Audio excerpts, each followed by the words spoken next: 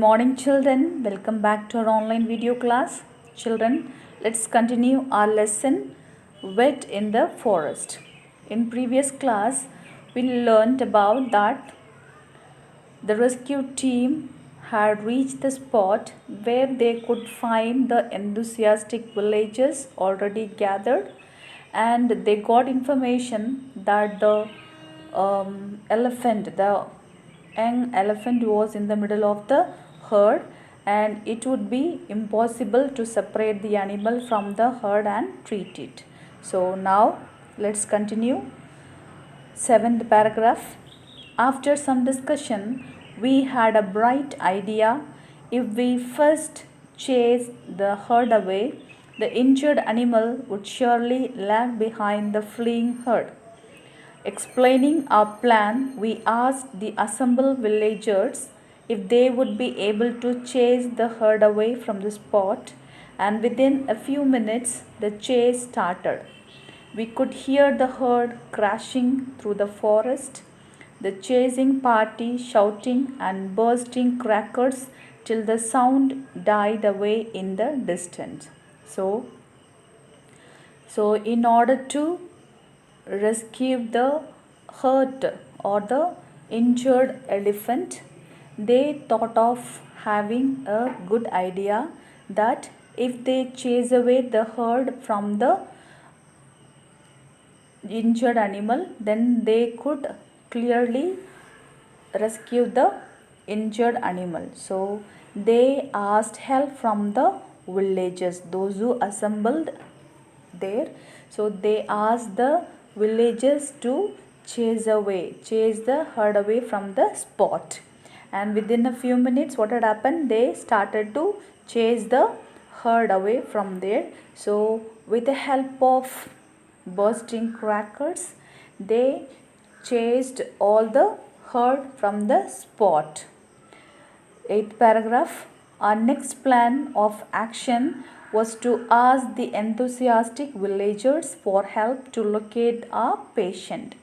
After about half an hour or so, two boys came running up and told us that they had found the elephant standing alone in one corner of the forest. So when they started to chase away the herd, the injured animal also went with them, moving slowly, but the rescue team did not get the injured animal. So again they asked the enthusiastic villagers to help them or to locate the patient. So among them, two boys came running and they told them that they found the injured elephant standing alone in one corner of the forest. And the ninth paragraph, we set off for the spot in our jeep with our two young friends as guides. Another 10 minutes and we were there. The injured elephant was standing on a slight elevation just across a depression created by a dry stream. So the rescue team went to the spot with the two friends as guides, and within the 10 minutes they were there. The injured elephant was standing on a slight elevation. It was turning just across the depression created by a dry stream. What do you mean by depression? A part of a surface lower than the area around it. So they could find the injured elephant standing on a slight elevation just across a depression created by a dry stream. Subrata was asked to prepare his syringe. His experience so far had been limited to tranquilizing mostly monkeys, where time was not of the essence. He had therefore not thought of keeping the syringe ready. Showing admirable calm, he spread a cloth on the ground and arranged all the medicines on it neatly and methodically, taking all the time in the world. So here Subrata, as a vet, he was asked to prepare his syringe. So far he was tranquilizing mostly monkeys, not all about these elephants. So he was not at all ready with the syringe. So he was asked to prepare syringe. So he was a calm vet or veterinarian. So he spread a cloth on the ground and arranged all the medicines on it neatly and methodically or systematically. He was taking much time, taking care not to alarm the elephant any further. We urged Subrata in hoarse whispers to hurry. By the time a small crowd had gathered behind us, ready with a battery of advice. So the rescue team thought they don't want to again wake up the elephant any further.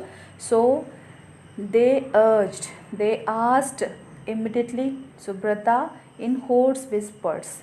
What do you mean by hoarse? Rough means they were just telling to become hurry. By the time a small crowd had gathered behind us, ready with a battery of advice. What do you mean by battery of advice?